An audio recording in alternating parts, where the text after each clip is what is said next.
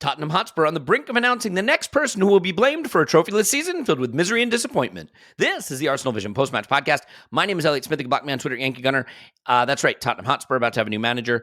We're going to talk about that a little bit. And, I'm learning that people really feel an affinity for this person. A lot of our Australian listeners, quite sad that he's going there. Some Celtic supporters who also support Arsenal, quite sad that he's going there. All I can say is you've got to pivot to ridicule. You have to find a way to do it. It is your responsibility. We will talk a little bit about that person and what that person is walking into, I would say a buzzsaw. We'll talk a little bit about transfer news. There is some news, a lot of it revolving around Brighton.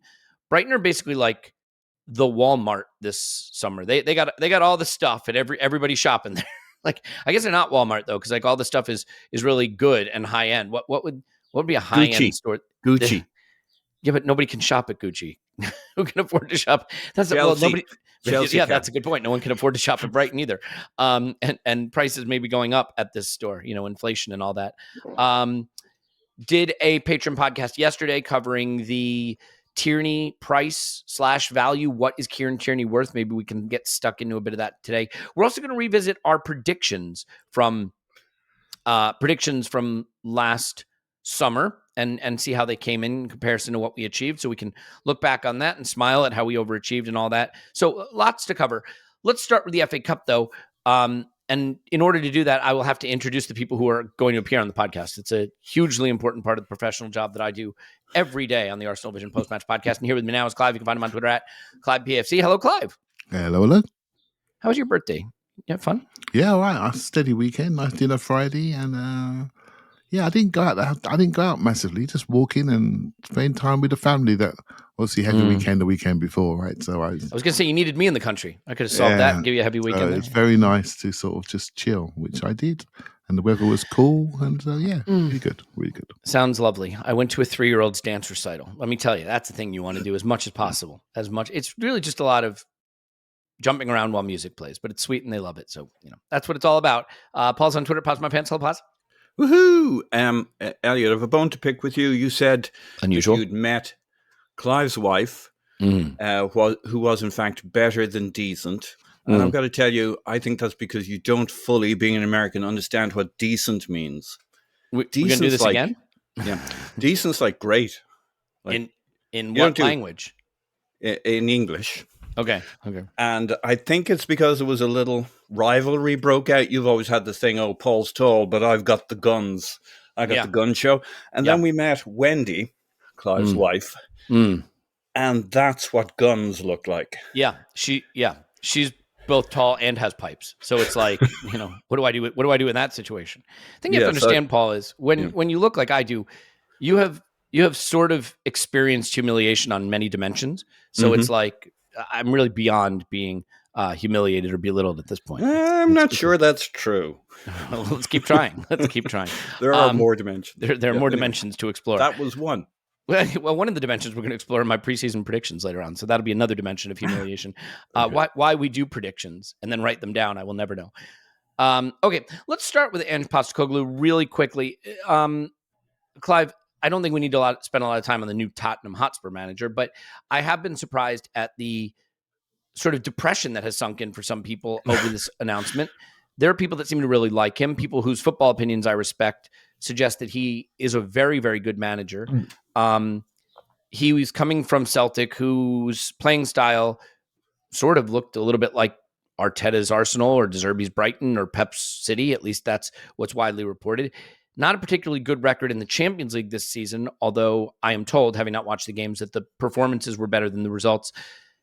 I just think he's running into a buzzsaw at Tottenham. I really do. And not just because it's the history of the Tottenham, because I think they're in chaos. They don't have a director of football. They don't have a squad, really. Certainly not one built to play the football he apparently likes. So thoughts on this appointment and the possibility that he can do anything other than get sucked into the morass that exists in that toilet bowl? Yeah, I think it's very difficult to see anyone succeeding there at this present moment in time without massive support, a strong backroom, strong hierarchy in the boardroom, and to have full carte blanche to do what you need to do. And so I think if you look at the guy on his own personality, he's a really good guy. You can't help but like him. We only get exposed to press conferences, and he seems like a really good, emotional intelligence manager type coach that can really connect with people, connect with fans, bring people together. And there's nothing wrong with that. We've seen some benefits of that, but where we are seeing some benefits of is upward management, and Arteta's been able to upward manage into the boardroom and into the ownership and really create an aligned project. I haven't seen an aligned project at Spurs since Daniel Levy came in. And the best alignment they had was with Poch until Levy decided he didn't want to be aligned anymore, went a different direction. And funny enough, that's the best period they had under Daniel Levy, like for 3, 4, 5 years. And when they usurped us in the league. So they haven't worked out what success looks like, and maybe they're going to go back to it. Very difficult to judge a manager that's come from Australia, which I have no recollection of, really. Went to Celtic. I'm not the best person because I have leanings towards the other side of Glasgow, and so I never looked at him with any sort of fond eyes.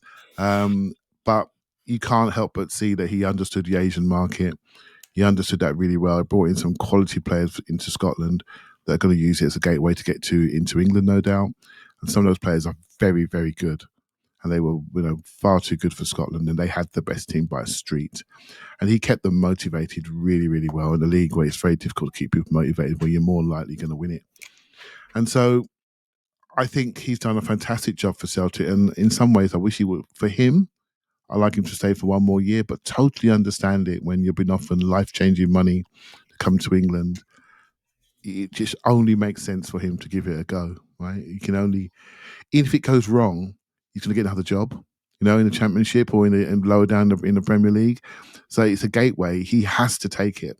He has to take it. And so, yeah, to be judged. And will be interesting. But I do agree with you, Elliot.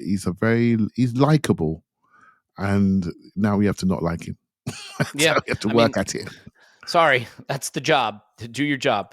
Paul, I think the real issue with this is ultimately, I've changed my mind a lot on how I think about some of these managers being able to succeed in certain places.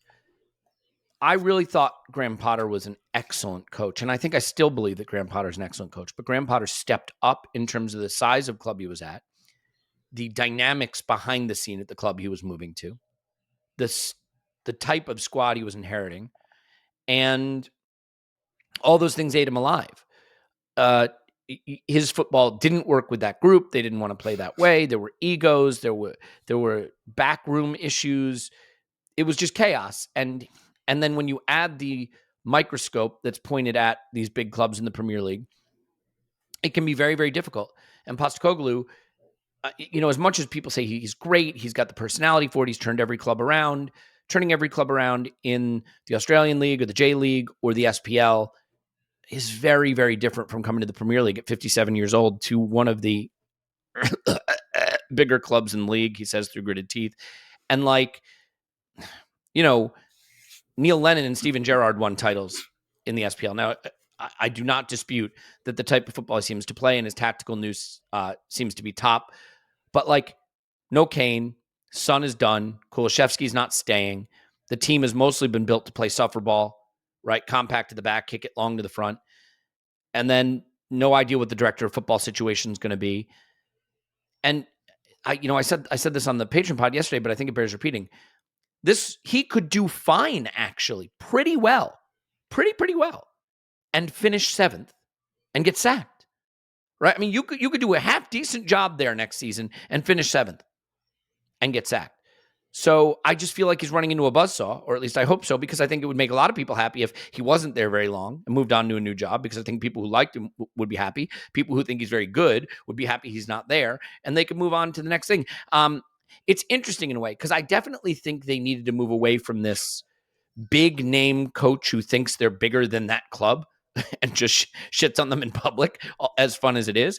But I think the timing right now is such that a manager making this step up with the ideas he have could get eaten alive by the situation there. Sure, but they may once again have picked a manager who's too big for this club. Well, I mean, I wasn't available.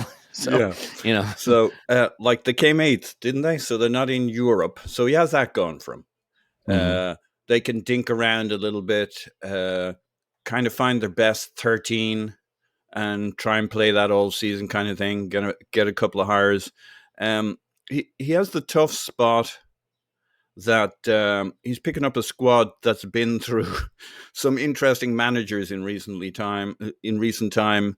I'm not sure they pushed the boat out for Nuno in the market, but they did for Conte, they did for Jose Mourinho. And you think after a few years of going the merry-go-round in the transfer market, and you look at the names in place, it's a very screwed up distribution, mix of players, ages. It's kind of all over the place. People who came in on a promise to play and then weren't used, and then suddenly this guy shows up and he's like, I'm going to give everybody a chance to play, as each manager does. Everybody has a clean sheet and stuff, but there are no clean sheets. They all have their luggage, their baggage, their carry-ons, their personal items that they bring into this, and so it's going to be a really tough job for anybody. The one thing he has going for him is he can settle into focusing on the league and trying to get a rhythm going there. There's a really good chance that he does okay or average, and it kind of ticks along, and it's nothing to write home about, which is probably okay. And I think Levy doesn't know. He doesn't know which way to go at this point. He's gone with the big names, and suddenly it's I guess he took Nuno along the way as a peace offering, and this guy's another kind of peace offering. Lower expectations. Try and work on their homework over here in the corner without anybody paying too much attention. Take the heat off. They could have a fairly mediocre season, and I don't know much about Postecoglou. I don't watch the Scottish League. I hear that he could. Let's assume he's pretty good. Graham Potter was very good, but he came into a situation that was maybe beyond him, but mostly chaos, confusion, dysfunction at club that was well beyond him or almost anybody. And there's a bit of that here. So hopefully we get that. I actually just watched a quick clip of the Battle of the Bridge, which was a lot of fun. And so we're talking about Chelsea and Spurs, and it's nice to see those clubs in deep pain, and hopefully we see a bit more of it this season. Yeah, well said. Yeah.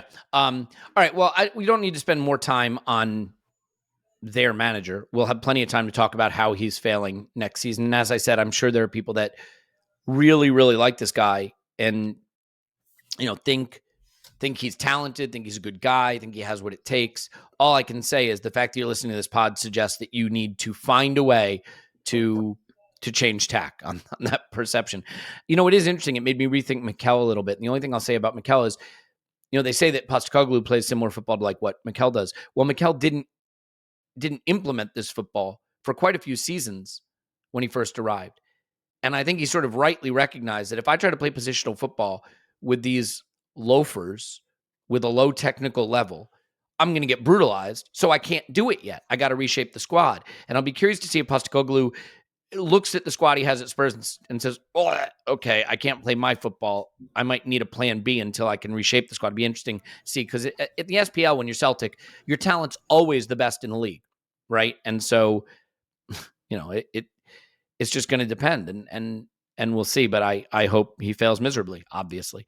Clive, I have to admit, I don't know what I think about the FA Cup.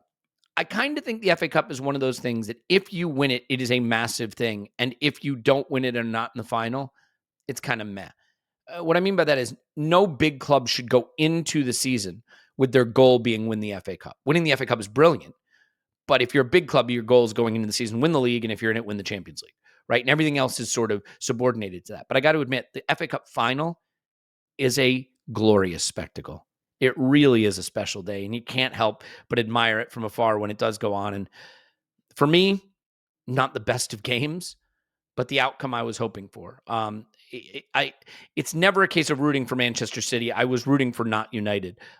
Were you rooting for not United? And do you have any thoughts on them not winning the FA Cup, thankfully? Oh, yes, I was rooting for Man City with fervour, and then found it very disconcerting that for the whole season I've been rooting against Man City. The one time I wanted to root for them, they found it difficult to win a game of football. When we're rooting against them, they seem to find it very easy to win a game of football. So that was a mental challenge. Man United, I didn't want this who had a better season, Man United or Arsenal discussion to permeate if Man United had won. They would have over-celebrated by stopping City doing the treble. So, yeah, the right result. The game was okay. City, I think they did it jogging, to be honest with you. Manchester United were bringing on Wout Weghorst late on, which tells you they've got work to do in their transfer squad rebuilding in the summer. They haven't got enough players. Rashford ended up limping again. Let's see if he joins the England squad. He's someone on the edge of an injury for seems quite a while now because he was overplayed during their purple patch period. And so, yeah, they've got work to do, Manchester United, and I'm glad. And it's going to be so interesting to see what happens with them and their ownership and how their funds are released to spend. Let's see that situation, see what really, really happens. I think the best discussion that came out of it for me and was the penalty. I thought the penalty discussion and penalties full stop is a discussion. They have a real massive influence on the game of football. The giving of penalties, penalty competitions. When you're going through the playoffs, how many people's leagues have been decided by penalties? As part of my research for the summer and for next season, I started to watch old games over the weekend. I watched the World Cup final. What an unbelievable game that is to watch. I urge you, if you get a chance. I saw it in a pub, right? So I didn't really watch it as closely as I did yesterday. What a game of football. Even rewatching it grabbed you. But again, back to penalties to conclude it. Obviously see Luton go up into the Premier League, back to penalties. You'll see an FA Cup game where Manchester United are getting slapped. A cross goes to the back post. A guy's twisting in the air, hit his hand, a penalty. A high percentage shot, a free shot. I don't know. This whole concept of penalties in a low-scoring sport is something that's on my mind. I was talking to people over the weekend. They were coming back at me with these people thinking about rule change, thinking about improving the game, think about the value of these decisions, think about how referees arrive here based on the rules that are in front of them. I think that was the most interesting thing that came out of a game where I sort of wanted City to win, and they did. And I'm in that mindset at the moment, Elliot, about improving the game and improving discipline on the sideline, improving the opportunities to win a game in open play. So, yeah, that was the most interesting thing that came out of it for me. Yeah, I have to agree. And I think when you look at the ugly scenes, well, let's come to the ugly scenes in Rome in just a little bit. I guess not in Rome, Budapest, right? The scenes were in Budapest, I guess. Correct, yeah, from Roma. Yeah. So, right, for Roma, right, yeah. But yeah, I want to stay on this for a second. I mean, Paul, the funny thing is, one of the reasons I was a big believer in VAR is that I felt VAR helps referees in the sense that they can take a beat, they can maybe make fewer calls, because I actually think fewer calls is the better outcome in football, not more calls. And then VAR can step in if they've missed something obvious. Now, I don't mean fewer like yellow cards and stuff like that. You have to control the game, but I mean like call fewer penalties, because more penalties is worse in my view. And then if VAR sees something that's so blatant that it has to be called, it can come back in. And I thought what it would do is it would take the spotlight off of referees in that respect, because they're making fewer calls. And if there's something obvious that all the world can see, they don't wind up being embarrassed on global television because VAR comes back and fix it. And unfortunately, at least in the Premier League, VAR has not done that. Now, I have seen VAR be pretty good in things like the Champions League and the World Cup, so I know it's possible. But, this is the crux of it for me. A penalty is an 80% goal in a sport that is often decided by one goal. You make that call, you are probably changing the outcome of the game. I'd be curious, I'd love someone to run the stats on this. What percentage of the game, when a penalty is given, does that scored penalty result in the outcome of the game. In other words, you know what I mean? Like what percentage of the time does a given penalty change the outcome of the game? In other words, decide who wins or draws. Because I bet it's pretty high. So you are essentially making a call that says this is going to result in the outcome of the game being different. Now, that's not to say there shouldn't be penalties, because one of the reasons you want penalties in the game is so that you just don't have gruesome tackles in the box to give away free kicks, right? Because at that point, you have a perverse incentive. If I'm a defender, I'm a little unsure, I'll just drag the guy down there, and then we'll defend the free kick. So I understand the need for it, but the handball thing, I mean, I think Grealish's hand is in a weird position. I don't think he's intending to handle it. But to get a goal from that levels a cup final doesn't make any sense. So for you, is it the entire penalty rule that needs to be revisited? Or is it mostly this handball rule, which has become, totally inscrutable to most of us? Because I remember a game against, I think it was the Bournemouth home game, I believe. Was it Bournemouth or Brentford? Bournemouth, right? Where there were like 5 handball penalty shots, and we didn't get any of them. I remember the 1-2 seasons ago, I think it was Pepe tried to go around someone, and he chips it and tries to go around the other side of them, and the guy just sort of knocks it down with his hand, and there's no penalty. So not to make this a woe is me Arsenal thing, because that's not the point. The point is, I just think both the jeopardy of a penalty and the handball rule right now are things that need to be worked at, because for a referee to decide the outcome of a game most of the time based on that kind of rule, it cannot be what was intended by the laws of the game. Yeah, it's a weird one for me, because so much of what refereeing and VAR is about these days is like trying to stay out of things. I mean, we've watched our players getting hacked down for the first half and most of the second half before the referee seems to step in. Now, I'm sure that happens across other players and other teams, etc. This isn't a woe as me, but you see the amount of effort they put into not getting involved at times, and the reluctance to get involved in goalkeepers' time wasting. And then you come to penalties. That should be the thing that they are the most reluctant to take a proactive stance on. And handballs, I mean, come on. You're in the box, you're a defender, you have arms. The threshold for giving a ball in the box should be really, really high. Suarez did in the World Cup is a penalty, right? Yeah. That's a penalty. Yeah. If you're not clearly and consciously moving your arm towards a ball, shouldn't be a penalty.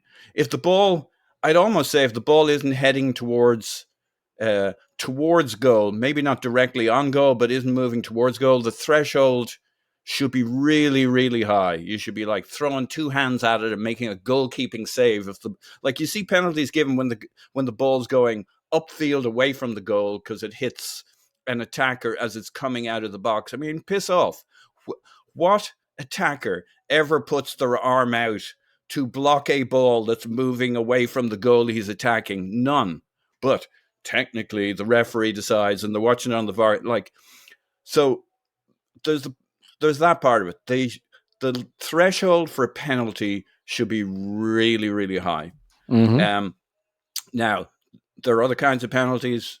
People dangling a leg out. That one, I'm kind of okay with how they referee that one. That's like, we take the Bernardo Silva versus Xhaka penalty from a season ago, where he did Xhaka in the box, and there's the Xhaka sticks out a leg, but was it a penalty? I think that's really marginal and really harsh on the player, but I'm fine with that, because in the spirit of the game, that City sticking it to us, an attacking move, Silva being really smart. If that's the threshold, it's marginal, but I'm okay with that. So this isn't an Arsenal thing. Advantage attacker, but not for a stupid fucking handball. Clive wants to say something, and I'd love to come back on it. No, great point. I was just agreeing with you, Paul. That's all I was agreeing doing. with you. It's so rare. He didn't recognize it. He didn't. He's like Clive's making a gesture. His head is moving up and down. Anybody know what this means? I don't get it. I was confused. Give Clive a little more time, and then I'd like to come back in. Okay, because I think he wants to agree. He's still nodding, and I think he wants to agree a little bit more. Okay, so I'll set it up by just saying these two things because I think you touched on something important. You want defenders to feel a little bit less comfortable going in and attack and challenging in the box because it favors attacking football, which is what we all want to see. Ultimately, though, for me, I look at it this way. What's the worst thing that happens if you don't call handball on those kind of things? Nothing. The ball floats around in the box. Maybe it's a goal. Maybe it isn't. Probably wasn't going to be a goal anyway.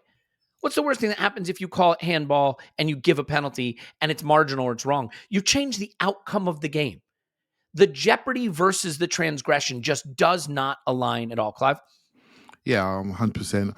In that World Cup final, to make it 3-3, Kylian Mbappe took a bullet shot that was going on target and was charged down.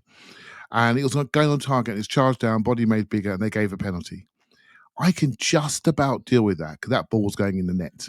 Do you see what I mean? When you've got a foul, when everyone's decided that Jack Grealish is in an unnatural position, well, I want to see you jump up in the air, twisting the box in the FA Cup final and tell me what's natural and unnatural.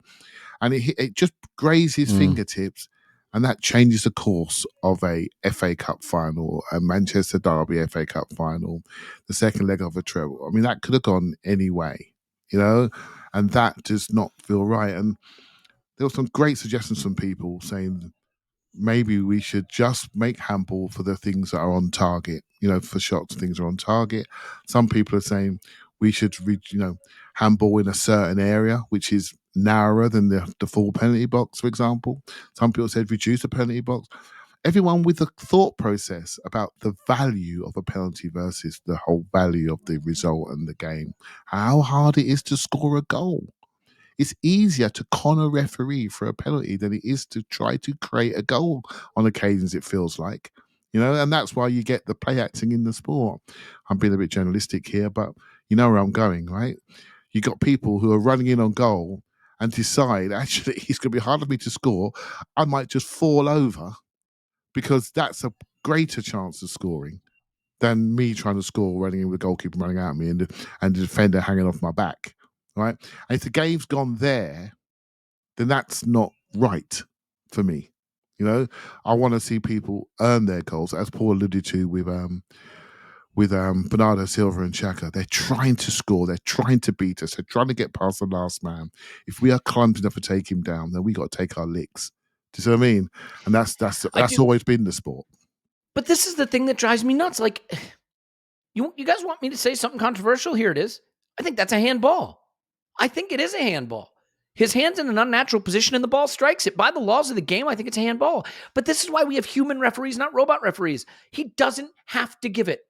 And for VAR, I think he's right. I think he did a good job. He doesn't give it. VAR makes him go look at it again. And once VAR does that, now he's got to apply a different level of scrutiny. And my attitude towards this is the common sense thing there is to say, you know what, probably is handball. That's not a dangerous move. United have not attacked one lick in this whole game. They haven't even been in this game. Giving United a goal for that is just not a good outcome. And so, to me, that is a great example of where it is handball by the laws of the game, in my view, and not giving it is the right choice. And that's why you have referees. You have referees so that they can look at the entire totality of a game in a situation and say, like, everybody who's ever watched sport understands what a makeup call is, right? We all know what a makeup call is. I called this one thing for the other team.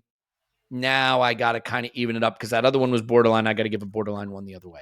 And it's like a trap call, but for referees. It's like a trap call. We're one game and then the call from no, we're not going to do that. So Paul, very, very final thought on this. But what I would say is I'm not for changing the size of the box. All I'm for is referees using common sense and making it harder to give penalties.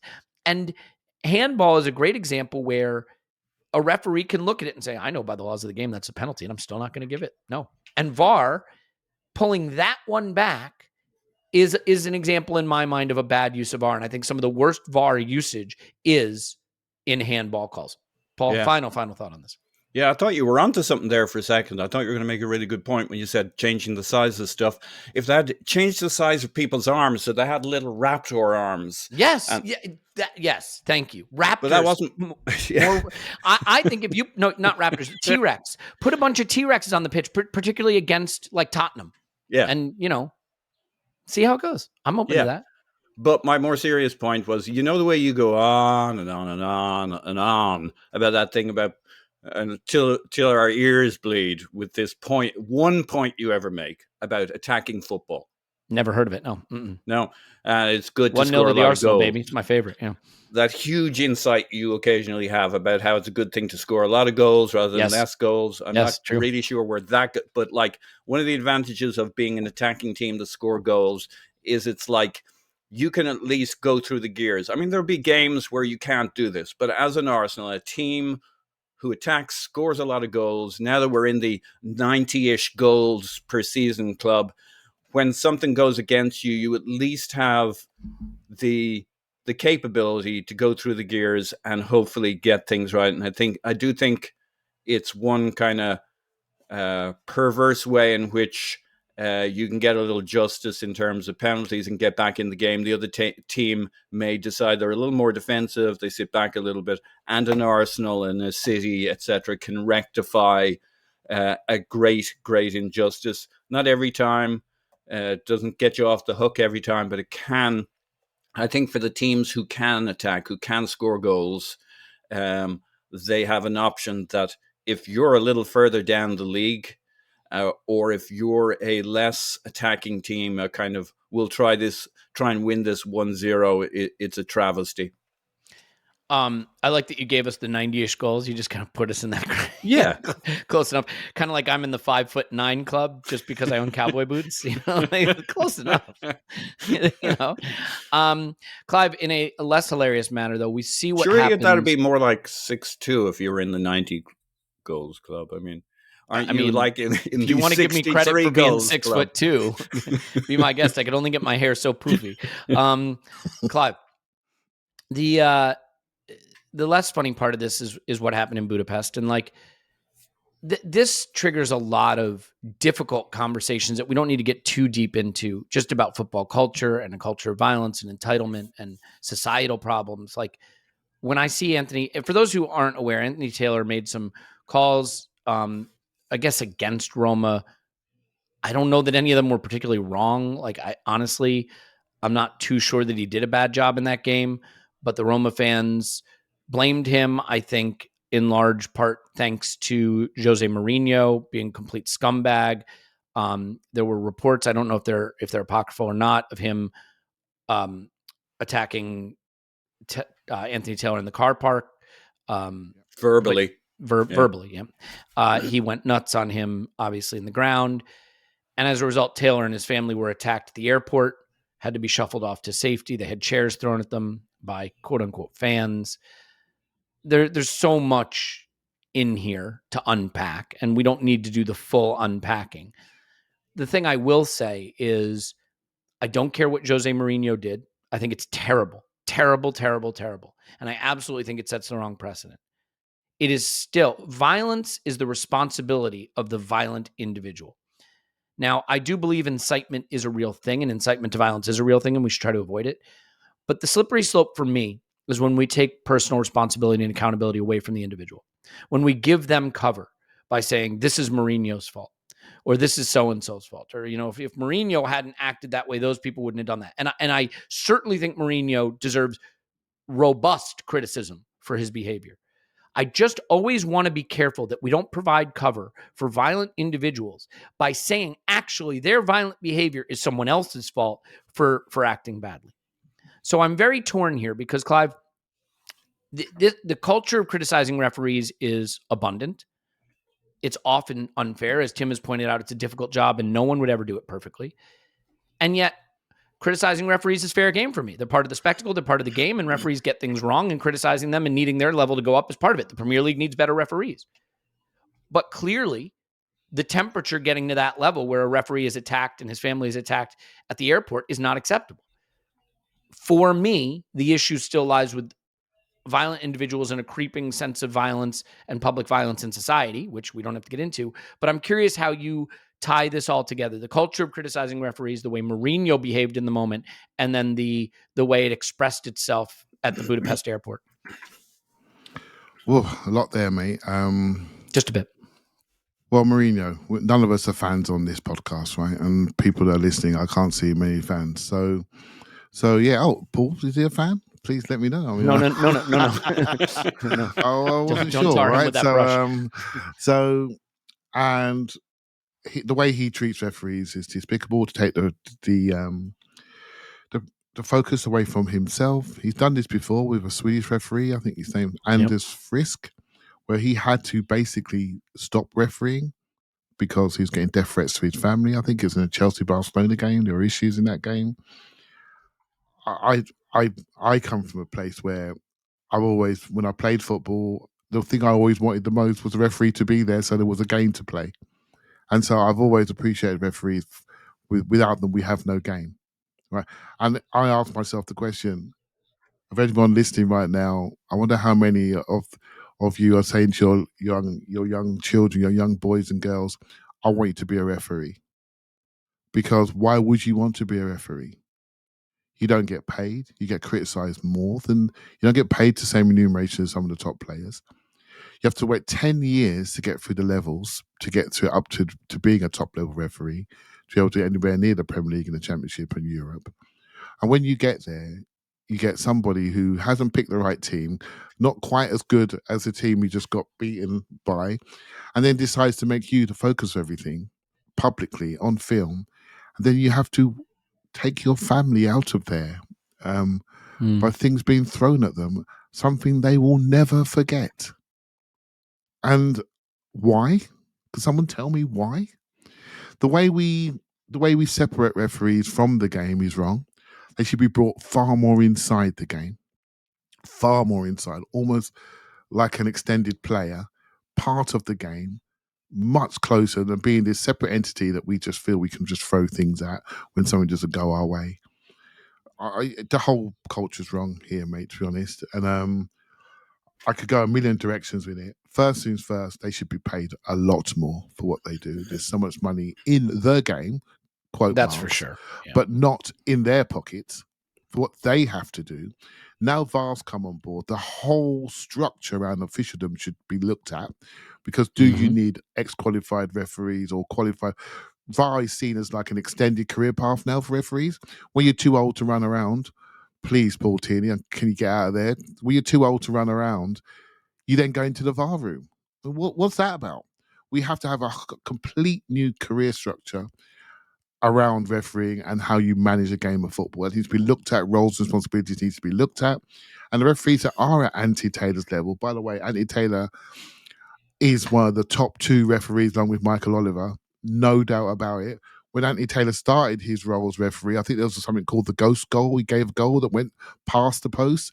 And I thought he's going to be rubbish. He has so far improved over the years.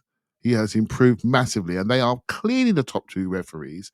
And I wish we could duplicate them, because some of the others, like Madley, oh my goodness, the one we had at Newcastle, terrible referee, and don't know how to manage a game. And so we need to protect the better referees massively and get them to mentor other referees to lift the level and lift the quality, and do not do what Jose tried to do, which is basically end his career again by making him the focus and opening him up to his fan base, which are very upset by losing European final. I could talk about this for a day. It's wrong. It's all wrong. The referees are human. They make mistakes. We got to make sure we support them in a different way. We got to make sure the laws are appropriate to the technology in the game to allow them to really be supported in a better way.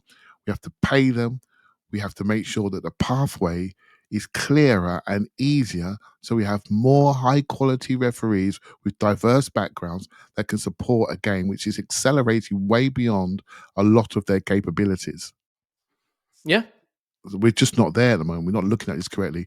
Although I do think Howard Webb has got some smart ideas. What's his space on this? Hopefully he'll get his hands around it. Yeah, I mean, Anthony Taylor is one of the good ones. one of the really good ones in a Premier League refereeing group that is not very good. And this is the thing. When you sign up to do certain jobs, there are certain things that come with that career choice. When you sign up to be a referee, you're part of the spectacle. You are signing up to be fair game for criticism. When you sign up to be a player, you're signing up to be cheered and booed. That comes with the territory. That comes with being a performer. If you sign up to be, an actor or an actress, I guess just called actor now. Let's drag myself into the 21st century here. You sign up to be an actor, your performances get evaluated, right? Someone might write a scathing review about you. But there is a line to what is part of that and what isn't. Now, you could say all of the criticism of referees essentially builds up to this level, but I disagree, and I'll give you an example of why I disagree. What's happening with Vinicius Jr.? What's happening with Vinicius Jr. is a disgrace. But there are people in Spain who have tried to say his incitement of the fans has led to the racist epithets that have been hurled at him. Never, ever, ever the case. Because no matter how much someone taunts you and goads you, you have a responsibility not to be a racist and not to say racist shit. Ever. That's your personal responsibility. And so if you want to boo Vinicius Jr., if you want to come up with funny songs about him, if you want to be clever in the way you respond to his taunts and his flamboyance on the pitch or whatever you view it as, totally fair game. There is no amount of incitement that entitles you to resort to racism. And that's how I feel. Not that I am analogizing throwing chairs and racism. They're two different things. But I analogize the sense of personal responsibility. There's no amount of a culture of criticizing referees or of Jose Mourinho even acting like an absolute clown that allows you to then go to an airport and throw chairs at a family. And I'm sorry to get on a bit of a high horse there and moralize a little bit, but I just feel that we have to, as individuals, always take responsibility for our behavior and have our behavior under our control. I could go even further into the political spectrum because we've seen some scenes in my country, in this country, politically related violence. And the question of personal responsibility is one that I think is rife in society right now. So I don't want to go too far down that rabbit hole, Paul, but I also don't want to shut you out of it. Look, it is clear that we may be overcritical of referees, and it is clear that we need to be thoughtful about how we engage in that criticism. And it is clear that they need to be better. It's okay to say that. And to me, the final, most clear point is that none of it leads to a right to go out and violently assault a family in an airport. It's totally unacceptable. I agree with all of that. I agree with your strong emphasis on individual responsibility because, after all, that's all in many ways the vast majority of people have. Their individual actions is what they control. But I want to come back to Jose Mourinho, and yeah, sure. I would not lightly let him off the hook for individual responsibilities. I know that wasn't what you were saying. You were emphasizing the individual, but there is he lights the touch paper, as they say. Oh, he knows what he's dealing with. I mean, it's a bit like discussing individual responsibility, which I agree with, and the guy standing in front of the jail, in front of the mob, who's basically saying, I know we don't have a lot of information on these cattle rustlers, but let's all go out there as a mob and hang the bastards, right? There's individual responsibility, and there's the fact that Jose Mourinho absolutely knows what he's doing to keep himself in with the Roma fans, to take the heat off him. He's done it a million times to stoke the embers, get the fires going, make him look, at least to his own mob, like he's one of them. Here's a quick quiz for you, Elliot. I hope you don't know the answer to this because it's a doozy. How many red cards has Jose Mourinho's staff had this season? 5. 12. 12? 12. Now tell me that doesn't come from the top. They've been doing some culture of disrespect for your fellow professionals. Yep. It's a culture of fuck them, basically. We may lose, but we're going to burn the whole world around us. And that's basically what went on there. So, the individuals who did that thing, absolutely reprehensible behavior. Yeah. And then I'd like to say a quick thing on the refereeing thing, and this would be something I'd love to hear Clive talk about more because he will have seen it and I haven't. But there are no black referees in English football at any level that I've seen, or at least so few that I haven't noticed them. And what that tells you is you don't get to the top level by being a great referee. You get to the top level by being willing to go through that tunnel of extreme abuse you get in the lower leagues for no good reason, no good money, no good explanation could you give yourself or your family as to why you would go through the abuse. All referees. So the guys who made it went through this abuse, but obviously some referees will have gone through another order of magnitude of abuse to get to the upper level, and they never do because it would never be worth it. 1 in 1,000 make it up to the upper levels as referees. And so, I mean, Clive intimated to having ideas on refereeing. I mean, I don't know what the answer would be, but you kind of need a different structure, almost like an academy system in and around the Premier League and the Championship, where you could develop a cadre of referees who don't have to come through the normal processes, because otherwise the only people who could survive this is white dudes, not because they won't get abused, they will get abused. They won't get racially abused. They won't get the same order. And like, these are uncultured thoughts based on very little information. But it's to me, it seems obvious that there needs to be a different structure that's about talent and not about who will absorb the most abuse and do that to themselves as a human being. Yeah, it's weird, right? Because football's not the only sport in the world. I've followed other sports. There are referees in other sports. It doesn't happen like this. And I think there's so many reasons it doesn't. First of all, you just don't have sports that are as low scoring and as intensely followed and as tribalistic as football, where the referee can, in many instances, have such an outsized influence on the outcome. Yeah. Right. But I think it's also the fact that the structures around the game don't do the referees any favor.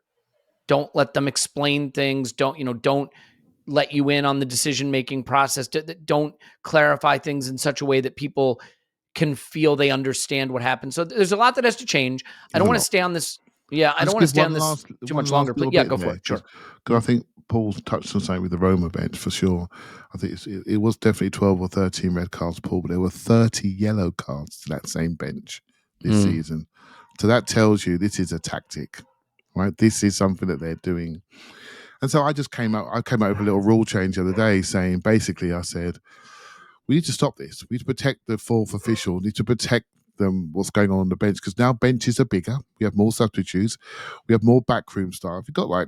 We all saw this when Reece Nelson scored the winning goal. There were like 40 people on the pitch from Arsenal's bench. I was just waiting for the chefs to come down from the Diamond Club to run onto the pitch. Do you know what I mean? So the knives. With the knives. So we all know there's a big backroom.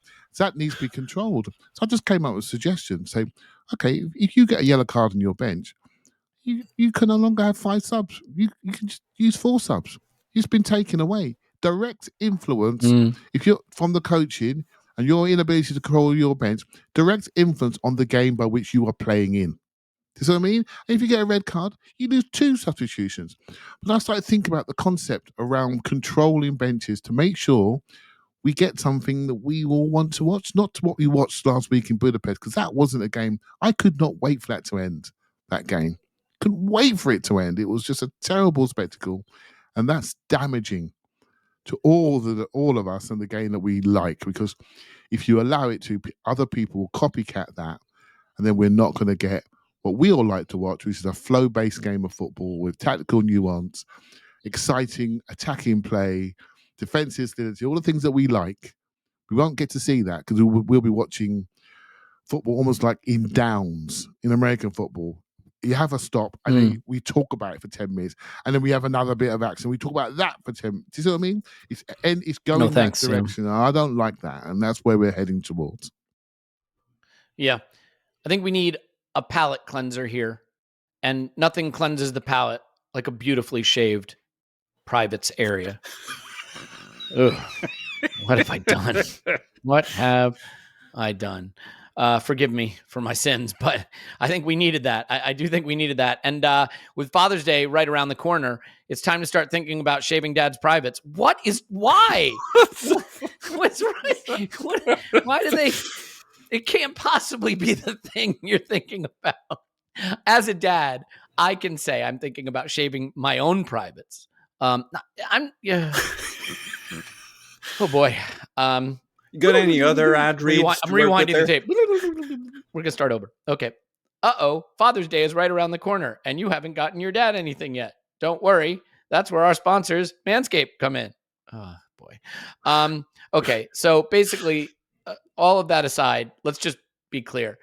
At the core of all this nonsense is a really, really wonderful product that does something that we all do anyway, which is we do shave our body hair. And if you are someone who does that, whether it's your chest, your privates, right, here, there, anywhere, the Lawnmower 4.0 is absolutely the best way to do it. And, I've been one of those people that's like, I guess I should shave. And there's that razor that's in the shower and God knows it's been there for ages. Or you do it with a trimmer, like just outside the shower, you put a towel down and, it looks like a crime scene when you're done. It just don't need that. This wet, dry, skin-safe technology. It's got a light so you can see exactly what you're doing. It sounds dumb, but high intensity light down there, really helpful. Shine a light on that special part of your body. There's also the ear and nose hair trimmer called the Weed Whacker 2.0. There's deodorants, there's toners, there's all kinds of stuff to get you looking your best all over your body. And I think everybody will say thank you this Father's Day when you get the suite of Manscaped products. And you can do that by going to manscaped.com and using code ArsenalVision for 20% off and free shipping. That's 20% off free shipping at manscaped.com. Use code ArsenalVision. Don't forget that you came from your... Okay. There's a line in this copy that I'm hesitant to read. But I want to read it so that someone wrote it. And if I read it, then everyone's going to say, that's terrible. How could you have read it? But in the copy where it says required, it says, don't forget you came from your dad's, and then it says this year, show your original home some love with Manscaped. First of all, I did not come from there. I came from my mom's womb. This is clearly a misunderstanding of the whole birthing process, and I am not going to stand for it, but I will say they have phenomenal products, and you can save 20% off free shipping when you go to manscaped.com and use code ArsenalVision. Now, before we move on, I do want to tell you about a sponsor that I'm really excited to have here, and that is Oakley. Oakley sunglasses. I mean, you talk about an absolutely iconic brand. Oakley is it. I love these sunglasses, and I have a pair of them that I've been wearing. The HSTN. Really, really nice pair. I like the shape of the frames. I like the polarization on the lenses. They're really about being all day wearable. But what I like about Oakley is the way they fit and the way they're constructed. Like if you're in an active environment, they stay on all day. They feel comfortable. You don't get that sort of pinching feeling. And they have prism technology. Like the whole point of wearing sunglasses isn't just to see better in the sun and look cool. It's to protect your eyes. And prism technology is really important polarization technology. You can go to oakley.com and read about it instead of hearing it from me. And while you're there, you can pick up a pair of sunglasses. Or a couple pairs of sunglasses, whatever you need. It is a brand that is all about quality and great looking sunglasses. You're going to love it. Head over to Oakley.com. By the way, Kylian Mbappe wears Oakley. So maybe you wear Oakley and you'll be as good as Kylian Mbappe. Just a thought. So Oakley.com. Head there now. Get some sunglasses. Clive! Is that enough of that? Indeed. Paul has somewhat terrifyingly raised the I have something to say little hand thing on our recording environment. Paul, you have something to say? I do, presume about how children are birthed? I can only presume.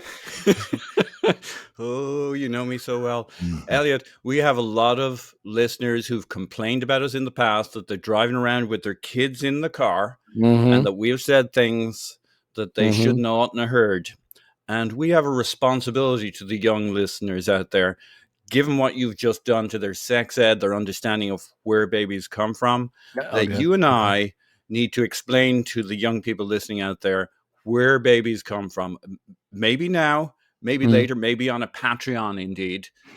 But we need to put something out there that straightens out those young minds after what you just did. Breaking out in hives. Let's do this. Let's do a Patreon episode on how babies are made. Yep. So if you really want to know that, you're going to have to sign that. That is behind the paywall. behind the paywall. By the way, another thing that will be behind the paywall all summer long is not only our transfer scouting videos, which is some of the best content I think we do. You can see the Rice and Caicedo ones now. We will also be doing player deep dives, summarizing the season our players had. I think that is something that you will really, really enjoy, and we hope to have you over there. And it lets us do things like, fly over to Jordan and see the impact of the Arsenal Foundation at the Zaatari Refugee Camp and put on live events around the world and travel to see you in far-flung places. We're looking at Australia as a possible option, LA and New York this summer. So a lot of stuff going on, and Patreon helps us do that and helps us do this. And we just love you so, so much. And I apologize for the ad read we have just completed. Although many people are saying they wish the ad reads were longer. So, Clive, we need to talk transfers. That's another palate cleanser. Yeah.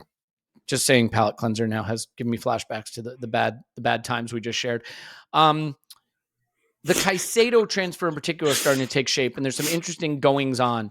So Chelsea are not going to get their primary target. He's going to Real Madrid, and that has everyone thinking, well, now Brighton have Chelsea over a barrel. They're going to lose McAllister to Liverpool. They're going to want to cash in. Chelsea have a player they want. Talk us through the permutations, the transfer scenarios that are taking shape as the dominoes start to, if not fall, line up to fall. Yeah, this is where you get into speculation, but I love speculation, and I've been on it all morning. So let's just tell you what I've read today. It's your favorite. That could be out of date by tomorrow morning, and that's what's so exciting. So obviously, Ugarte's gone to PSG. They've beaten Chelsea on that, and I believe he was Chelsea's number one choice. We saw him play at the Emirates actually for Sporting. Very tough tackling centre mid.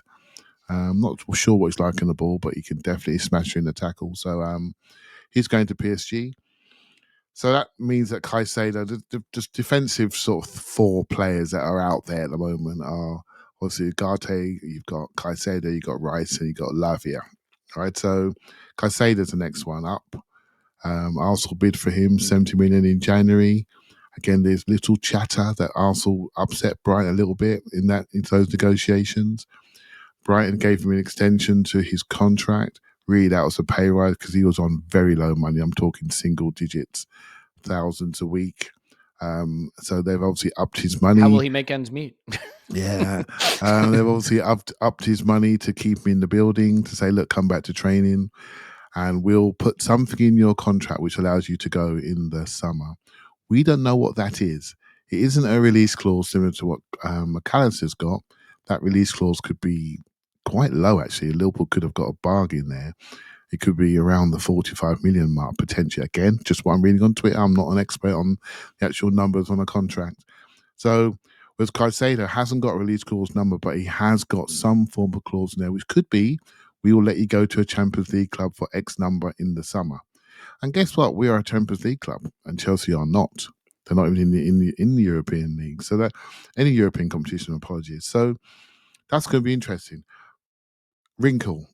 There's a young player, 19-year-old left-footed centre-back playing on loan from Chelsea called Levi Colwill that Brighton like a lot. He plays their progressive style of football out from the back. He is fantastic, and he will be absolutely fantastic, and he will play for England. I have no doubts about it. Brighton offered £30 million for him publicly last week. Publicly. It was rejected by Chelsea. Suddenly, Chelsea now switching to Caicedo's number one target, potentially, based on what I read today. So you haven't got to be a mathematician to work out what could happen there if Chelsea wanted to push the button, and Brighton could literally take the mickey here when it comes to this money-wise. However, it comes down to the player. Does the player want to play in Europe, or does the player want to fill up his fridge, right, with money and food and things like that for himself and his family, which you can't deny him, given his background and how he grew up, etc. He can look after his family and his family's family for many years to come. I'm sure Chelsea could outbid him if they want to, right? So it's going to be interesting to see what happens. He was making a lot of noises about Arsenal in January and has done throughout. Even recently, there's a Telegraph article about 3-4 weeks ago where he reiterated the fact how close he came to Arsenal. Let's see how much he wants Arsenal, and if Arsenal wants him, because the priority, obviously, for Arsenal is Declan Rice, which after Wednesday's Europa Conference League final will take shape. So here we are Monday, Elliot. This could all change by Thursday morning. Let's see where we land. Yeah, I think Rice happens, and I think it happens pretty quickly. That's my opinion. I mean, I think the Bayern stuff is nonsense, complete nonsense. But Paul, like, I really, really, really want Caicedo. I really like that player, and I think Rice and Caicedo. Like, this is the hard thing. If we were chasing some bog standard, bang average champion, like the way it used to be, someone that was going to win the league with 87 or 88 points, or even 90. I think Rice might be enough. We're close already. But when you're chasing Manchester City, you just got to go and go again and go again. You have to be so strong, and especially with Champions League, you got to be even stronger. I think midfield is the area we have to worry about. We have Xhaka leaving. We have Partey and Jorginho now wrong side of 30. Partey's had availability issues to begin with. Jorginho not getting any younger. Vieira looks pretty lightweight and maybe not ready. Sambi's not going to stay. There's really no natural next step. And so I think midfield needs two. I think it needs two elite players. And the ages with Rice and Caicedo were perfect. The profiles are perfect. I think you want both. Chelsea could push this up near 100 million, and we're not going to go there. Let's be honest.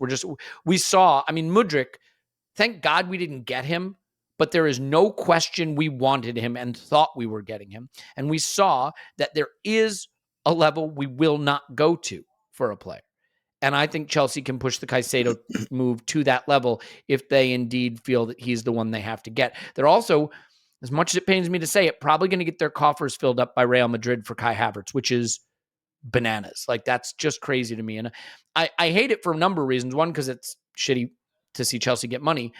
But I also hate it because there's going to naturally be Arsenal fans that point to the fee they get for Kai Havertz as a stick to beat our club with every time we don't get a huge fee for a player. But that's neither here nor there. So do you think we can go toe-to-toe with Chelsea? And I mean, given there's rumors of a clause, and the clause may be a release clause to a club that has Champions League football. So I don't know. I mean, how do you see that dynamic playing out? Caicedo, I don't want anybody else when I think about... You are hooked on the Diviners. Like, to anyone who missed the Union, first of all, by the way, the Union Chapel event is up as a podcast on this very feed here, so you should listen to it. It is also up as a video on Andrew's, on our blog's YouTube channel, and the Divinals do make an appearance thanks to Paul. You can guess, if I said to you the concept of touching myself came up during the podcast, who do you think brought it up? You wouldn't need a lot of prodding to figure that out. But please go on about Caicedo. Look, and less about touching yourself. He'll be like, it takes so long to get a really good song for a player, and we have one for him. It could be part of the deal that gets him to the club.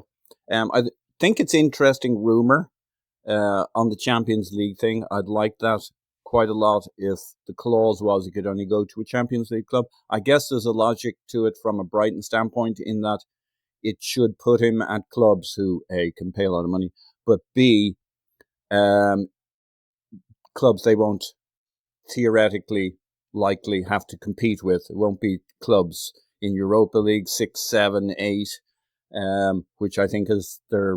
So that could be real. There could be something there that he can only go to a set number of clubs.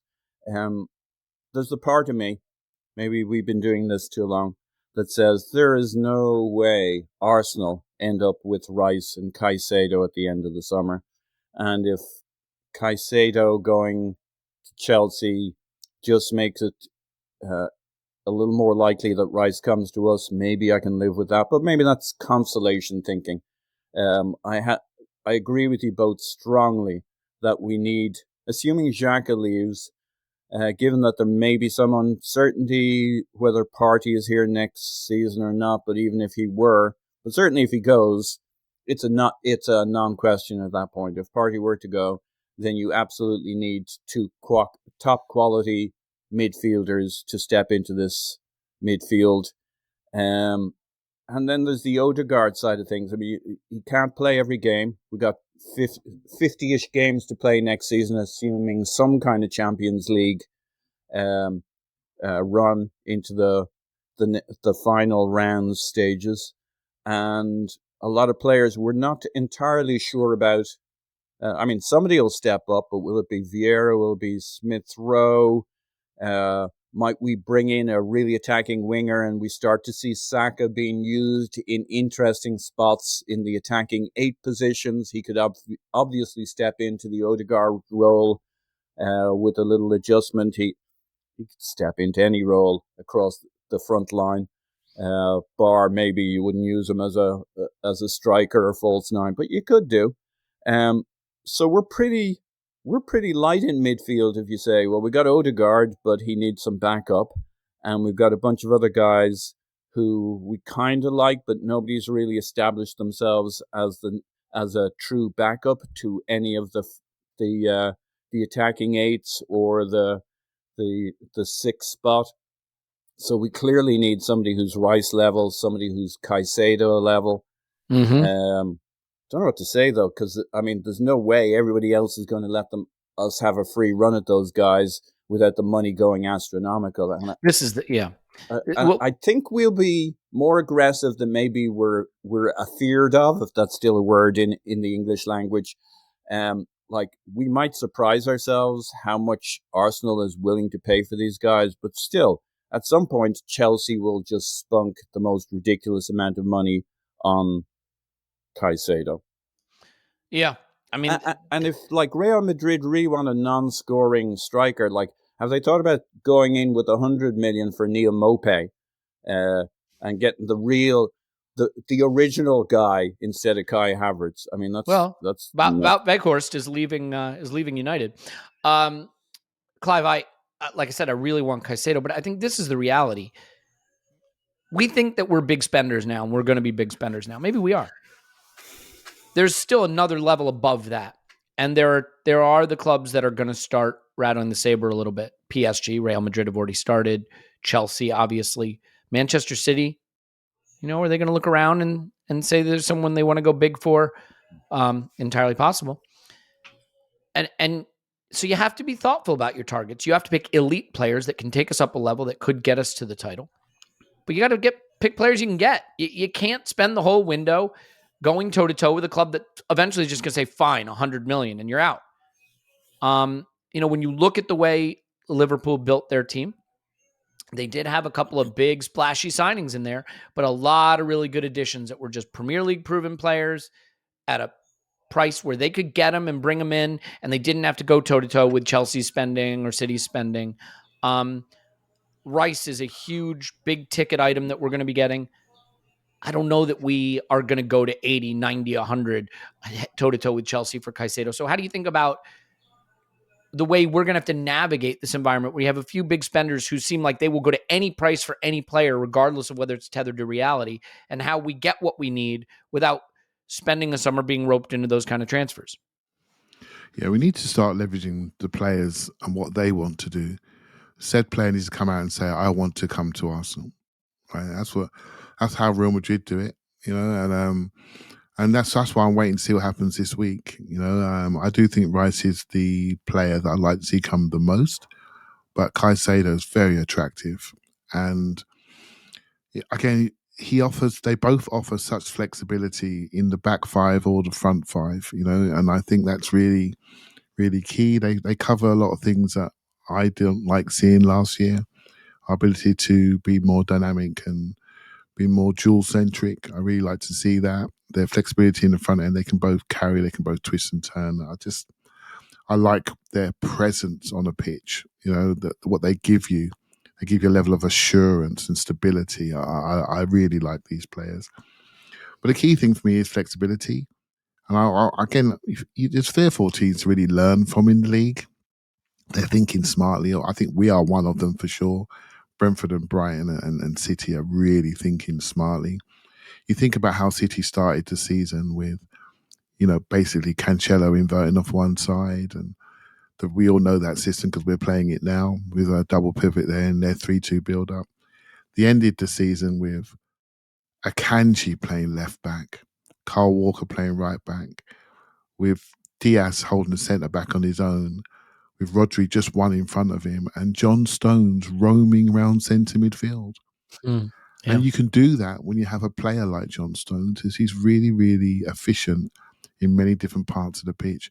we have players like this building, and I want to see more of these players come that allow us to mix up the configurations of our 5+5, 3-2, 2-3, 2-2-6, whatever you want to call it. I'm not really interested because it will define itself based on your ability to be flexible and what any game requires. And I think our ability to manage the different scenarios within a game, on and off the ball, and identify far more quickly the change in momentums of a game to ride those moments out and create momentums and accelerations on your behalf is what I think is going to be the difference to get the 5 to 10 points we're going to need to win this thing. That's the key for me. So players like this are important. I don't want to get hung up on the names too much, although I am a little bit hung up on Rice. I don't want to get hung up on the names too much, but the type is exactly what we need. And I think that's the most important thing. Yeah, I think chasing City can break your brain, because in terms of what you feel you need to do to be able to go beat City, you sort of feel like you need to create a super team, because they've created a super team. But like, you can't always create a super team. And even if you do, it's not a guarantee of anything. Look at PSG. By the way, their spending this summer scares me a little bit, because with Messi leaving, they may feel it's time to just go whole hog again. And, that's a little PSG, intimidating. There's a little rumor hit my iPad just now, mate, that are looking at Nagelsmann as the manager. Yeah, so that Nagelsmann arriving with Thierry Henry as his assistant. So that's an interesting dynamic Thierry, there. but that doesn't scare me. Well, in France, it creates a dynamic there, doesn't it? In France, he walks on water. So, as he should. As he should. And let's be honest, right? Their recruitment strategy should be far more in their own homeland. They should be looking at players in their homeland, and they haven't really done that. So let's see what happens there. Just don't bid on Saliba, okay? Can we just keep them away from Saliba? Paul, one thing that's struck up some debate is the Kieran Tierney price and valuation. He's going to go to Newcastle. I think we know that. I think that seems pretty clear. The mooted fee right now is around 35 million. I got myself in hot water on social media by saying, I think that sounds like what Kieran Tierney's value is. I will explain that in more detail for the people who have just started screaming at their listening devices. But do you have a sense? I think there is. Look, there's a presumption, and I understand it, that we should just fleece Newcastle. They got all that Saudi money. They should have to pay the Saudi money tax. It's not. Yes, like the dumb thing about these conversations, like, yes, guys, we should 100% try to extract as much money from Newcastle as we can. But if the option is get 50 for him or don't sell him, I don't think that's a good place to be. We don't want to end this summer with Kieran Tierney at Arsenal. Not because we hate him, but because he's clearly not in our plans. We need that 35, 40 million plus the 100 grand a week to strengthen our team. Right? We need the resources. So while I agree we should get 50, we should get 70, we should shoot for 100. At some point, we also do need to make sure we get a good sale over the line, because it's an important part of our strategy to get better this summer. So where should that fee land? And how do you think about selling, especially to a club like Newcastle, where there's a presumption that they can be fleeced for extra money, but we don't know for sure that they're going to approach their buying that way? Yeah, I mean, Newcastle haven't seemed very stupid about football yet, very stupid about money yet. There's a market of one club for Kieran Tierney that he's, I mean, a lot of assumptions here, but I think we said earlier, we're in the assumptions game here. Like, where is Kieran Tierney interested in going? Probably one club. Has to be near Scotland, has to be a little nearer his home. How many teams up there need Kieran Tierney and will pay good money for him that he wants to go to? It's kind of a market of one club. Yeah, what did we get for Cesc Fabregas when he went to Barcelona, right? Yeah. Not his value. So, I mean, the one thing we had with Cesc was we didn't want to sell him. So that's strengthened our, what was it, 30, 35 million plus a buyback clause was us saying, we're really fucking pissed off and we're going to stick it to you if you're going to take our player. So we had some bit more leverage in this situation. Like, the good thing is we'd probably be quite happy to keep Kieran Tierney for another season or two. So we got that on our side, but it's not like it's not the Cesc Fabregas situation. So we have some cards, but not huge cards. Kieran Tierney's a good guy. He's not going to agitate to leave, but he is going to say to the club, look, you said you do right by me. He is going to say to Newcastle, I'm very interested if you can go. It's going to be one of those middling deals. It just has that middling feel about it. Nobody's going to take an extreme position. There are other players in the world, and if we push the monies up too much, they'll say, okay, well, for 60 million, now who can we look at for fullbacks? Like, we like Kieran Tierney, but there's a lot of fullbacks who want to come to Newcastle and a lot of clubs who will sell them if the money's now 55, 60 million. They're trying to save some money. They got to work within FFP. They don't want to do anything crazy. They got infinite money to pump in, but they got to make the shell game look reasonable, and that's the kinds of money. So I think you're right, 35, 40 million. We can't really complain based on how he was used over the last season and how well he fits into our club. They are not ripping Cesc Fabregas out of the heart of our midfield here. No. The issue here, I think, is just that people really like Kieran Tierney, and people think that Newcastle have a lot of money, and those two things combined lead people to think that he should be 50 million. Then there's also people that will point to the Cucurella fee. By the way, do we say Cucurella or do we say Cucurella? What are we going to say? Can we agree on how to say that? Cucurella. What language does he speak? I don't know. So then you have the Cucurella fee. Well, firstly, Cucurella was coming off over 3,000 Premier League minutes for a very good Brighton, and they didn't want to sell him. And it was going to take a big fee to pry him loose. Right? It's that simple. It's that simple. Kieran Tierney is coming off 800 minutes for Arsenal. Now you can say, but that's because his style doesn't fit. No, you'd be right. You'd be 100% right. But still 800 minutes. In his entire career, he's started 30 matches once, his whole career. Other than that, on average, he starts 25 or fewer matches a season. He has a huge fitness issue. He has not played much for us. We are ready to move him. That seems clear. He wants to move and has picked his club. All of these factors combine to make it less likely that he's going to make a huge fee. By the way, Cucurella was making next to nothing at Brighton. So you pay 50 million for him and you put him on 80 grand a week, whatever you want. Kieran Tierney's over 100 grand a week at Arsenal. So you're inheriting a big wage for a player with a fitness track record that's not ideal. He's not 22. He's not 21. People point to Anthony Gordon. Anthony Gordon had a 2,000-minute season at 19. These just aren't analogous transfers. Kieran Tierney is 26. Happy birthday, Kieran. It's his birthday today. I have that just sitting on my computer. Kieran Tierney's birthday. It's definitely not something Clive typed into the chat. So I look, I will miss him as a player because I like him a lot. I don't think he's an elite fullback, but put it this way. If you think he's a 50 million transfer, that makes him one of the 3 most expensive fullback transfers of all time. And I just think if the roles were reversed and we were trying to buy Newcastle's backup fullback coming off 800 minutes with a track record of injury on 100,000 plus a week, and they said 50 million to us, we would have thoughts about that. To me, him going for roughly what Zinchenko went for feels fair. It feels fair. Now, fair's got nothing to do with it. I don't want the fair price. I want the extortion price, right? We should try to extort them, Clive. We should try. We should try to get 50. Of course we should. I'm simply saying that if what we wind up with is 100 grand in wages off the books and 35 million in our coffers, that's going to go a long way to helping us go where we need to go and not worry so much about what Newcastle's getting. Yeah, I tend to agree. I had a discussion with Andrew last week, and I said 40, but I said actually I was going to say 35, so 35 to 40 is what I was saying. This is where we can do something. We can potentially say we want the money in one lump, because that'll be really useful, because then you can extrapolate that on other deals.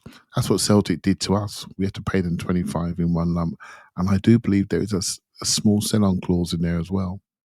Right, so our position was not strong when we had to buy him, and so I think just move on, because it's important that you look after a player's career, and he's not going to be first choice for us. He's not going to get the minutes.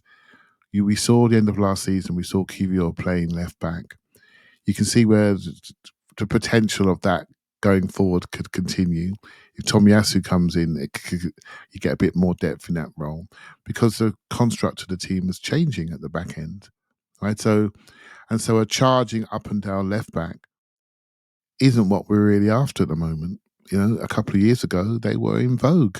We were playing wing backs. They were very much in vogue 3 years ago. So we've just changed. We want standing defenders that play in a back five and in a back three potentially, and they can move into midfield. And so that's just not him, and he should go and play and go and do what he needs to do elsewhere. And there's a Athletic article this morning on Newcastle, what they need to do. You get those lovely depth charts they do. And there's a big hole there. They need a starting left back in the depth chart, and he's perfect for them.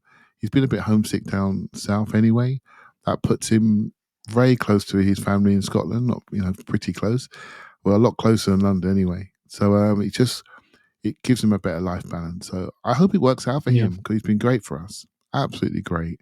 And it's important that we have happy players around the group, and he has looked a little bit disconnected, shall we say. I have to admit, one of the things that I've changed about over the years in terms of my opinion too is I used to think, don't sell to rivals. I don't think that really matters as much anymore. I think you have to focus on what you bring in because you just don't know what your rival's going to be. And we see more. That's changed now, mate, with the European market. That no one's got any cash in Europe.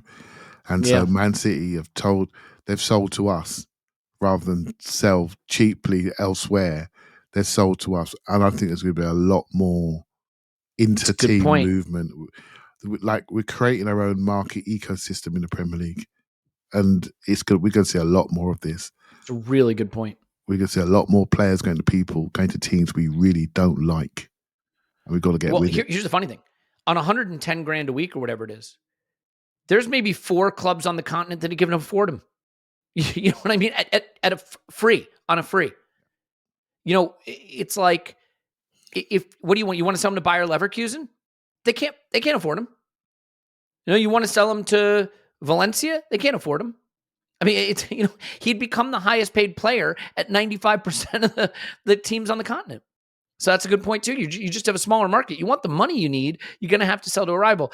The other thing is, and it gives me no pleasure to say this, Newcastle buying Tierney could very well mean that when their season's at the sharp end, when it's critical, they're playing a backup fullback. I hate to say it, but it's got to be in your head. They're playing Champions League. Target is that backup fullback. Yeah. So hey, we got to go to St. James's Park in March, and they're playing Champions League and they're playing Premier League, and they got Matt Target. We're gonna feel pretty good about that. And I don't know. You just say, how do you feel facing someone? How do you? Bukayo Saka up against Kieran Tierney. I'll take that. I think he's good. But we don't need to get too stuck in. I just think it's the right transfer for all involved. And at some point, here's the thing: do we want to go till August 30th, holding out for $50 million, or do you want to get the money in the coffers and go spend it somewhere? I don't know. Tough call because people like the player, and I certainly understand that. But got to get ruthless now. I want to do one last thing here, which is look back on our predictions for the season, before the season. Just quickly review this because there's some interesting stuff here. And people always ask us, if you go to the ArsenalVisionPodcast.com website, an excellent website, I strongly recommend everyone go there. There are no ads on that website, by the way, which is a shame. We should fix that. Maybe we'll just have me reading Manscaped ads on that website. No, but if you go there, you can go to stuff and you can go to season predictions. You can see this season's and last season's is still up there. And we'll put this new season's predictions up there when we do them. I want to start with the most important one, World Cup winner. World Cup winner. And I have no particular reason for bringing up these predictions. No particular reason. Except for the fact that when I look at it, it says Elliot's prediction, Argentina. Argentina. What do you know? That's an interesting prediction. Okay. No, I'm kidding. All right. Well, let's go to a few of these that are interesting. Here's one that I think is, let's just start. Final position. Clive and I had us 3rd. Tim and Paul had us 4th. Scott had us 5th. Send the hate to @ScottJWillis on Twitter. For points, Clive had the most at 78. I had second most at 76. Paul had 75. Scott 72, Tim 71.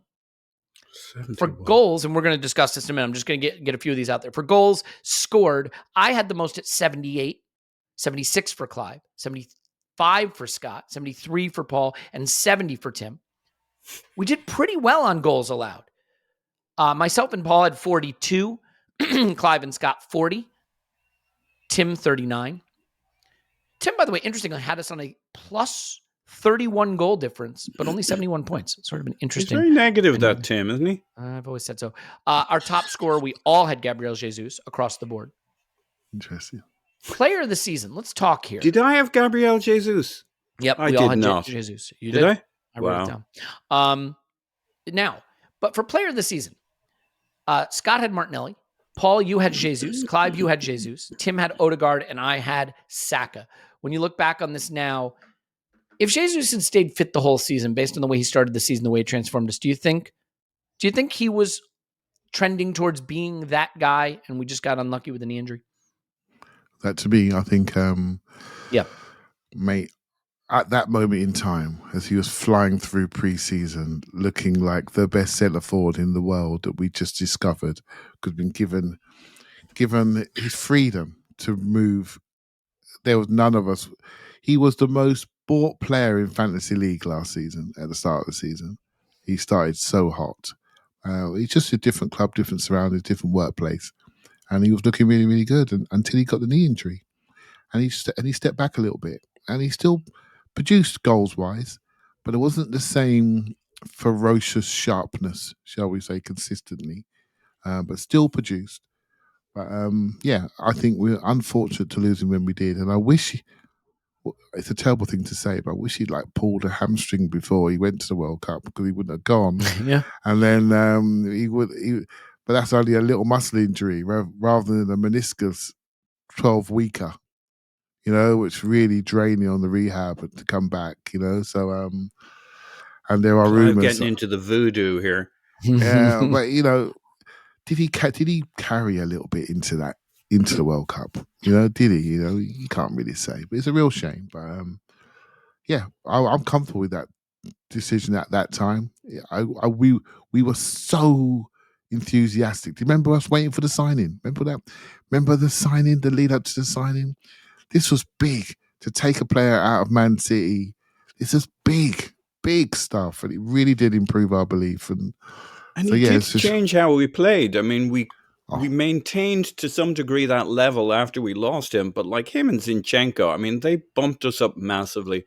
And early in the season, we looked for him at every opportunity. By the time he came back, we found other ways of doing it that maybe we didn't lean on him quite as heavily. But he basically broke and reset how we played. And that was a momentum that we somehow mostly managed to carry on even when he was gone. So in many ways, he's still a shout for most influential player of the season. Yeah. I don't think it's a knowable outcome. I think Tim and I picking Odegaard and Saka as player of the season, both those are the two I think that probably are in there. The one that I think should be in there, and I'll just say it, he's Tim's breakout player that he predicted, and that's William Saliba. I thought about this last night, Paul. I think William Saliba is our player of the season, and I don't think it's close. And I'll explain why. Okay. This is what he did is absolutely mental. I don't know that there's any kind of analog for this. So William Saliba is a player that we just had out on loan in France, right? Doing his thing. He comes back to us, a 21-year-old center back with 0 Premier League experience, having been out on loan. He gets put into one of the most complex, difficult defensive systems you could ask a center back to play. Cover all the space in behind, pass the ball 90 plus times a game, never give it away, break lines, set us off and running, intercept when you can, run back when you can't. He steps in and starts every single game. He is our leading passer. He keeps the best away defensive record in the league at 21 years old, now 22. And becomes, I believe, if not the best center back in Premier League football. He's in that conversation. Name one who's definitely better. Maybe you name one from City. I'm not sure who else you're picking. Maybe there's one that I'm not thinking of. Maybe someone at Newcastle or something. I don't know. They sit a little deeper, though. In terms of all-around game, William Saliba at 21 years old, which you think Saka's young? You think Martinelli's young? 21 for a center back is like 16 for a winger. And he comes from France and becomes the dominant center back in the dominant team in the Premier League, our leading passer, and the best defensive record in the league away. And oh, by the way, when he goes out with injury, we totally collapse. Paul, have you ever seen anybody come into the Premier League and be that good that quickly at that age, especially at that position? It is unprecedented. Well, I think it's especially at that position. I think you can probably find, yeah. You can find a 21-year-old who was a phenom when he came in. Adnan Januzaj, wherever he is. Wasn't he Real Sociedad, I think. Yeah, Real Sociedad. I do enjoy going through the long list of United almost brilliant wingers who had half a season and then disappear on you. I was firmly convinced Ryan Giggs was sucking their souls to fuel his continued existence in the league. It's absolutely incredible what Saliba did. He's underappreciated, genuinely. Yeah, and we always do. I mean, it's just where your mind goes that defenders' jobs is not to screw up. And so if you're great as a defender, you're great at not screwing up. And that position has changed utterly. A terrible beauty is born at centre-back. We play the highest line in the league apart from City, and there's so little in it these days. And we have our two centre-backs, and let's not leave out Gabriel Magalhaes in this conversation, because the two of them struck up a absolutely phenomenal partnership as centre-backs. He came in pre-season and so impressed. I mean, the old conversation, and we're about to hit pre-season, about, how important is pre-season. Well, pretty fucking important if you're William Saliba and Mikel Arteta, because in pre-season he decided, you know what? Screw all my plans from before. I found my centre-back pairing for the season. Ben White, when I signed you, we said things like, and you can play other positions. Well, I'd like you to try out at right full back, because I know you can do it. And he was great there. And we changed everything because of pre-season and William Saliba. And the rest is history, almost. The ability to play for a big guy. I mean, he's a big bruiser of a guy, to play that high up the pitch, to basically never get beat, never get run, to body anybody who came around him. His dribbling skills, he almost goes into this calm zone when 2-3 guys descend on him in the space, and he'll do that little spin dribble between the two of them. He's got clear space in the midfield, and you go charging forward. We've seen it multiple times. I mean, he's absolutely phenomenal player.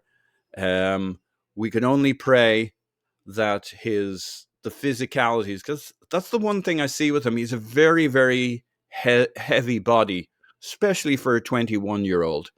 And, how he develops, the positive side is he's going to fill out and get stronger and bigger.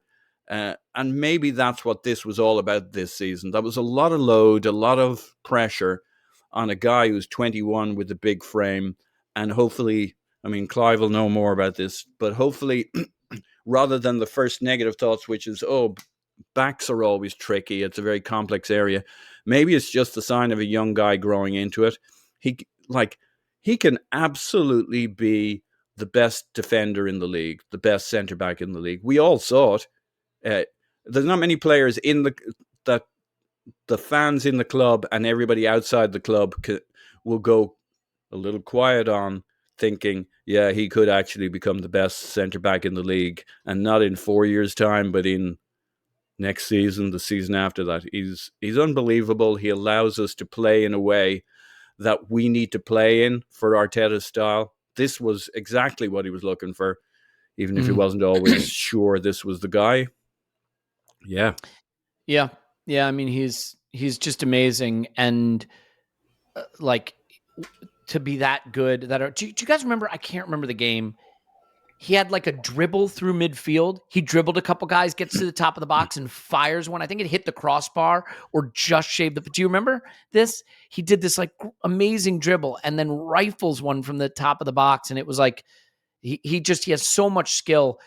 I don't want to overdo it here, but I think, and he looked a little rough coming back from the World Cup. I remember that was a patchy period for him. It's not that he never made a mistake, but to be 21 years old, like I said, at 16 for a center back.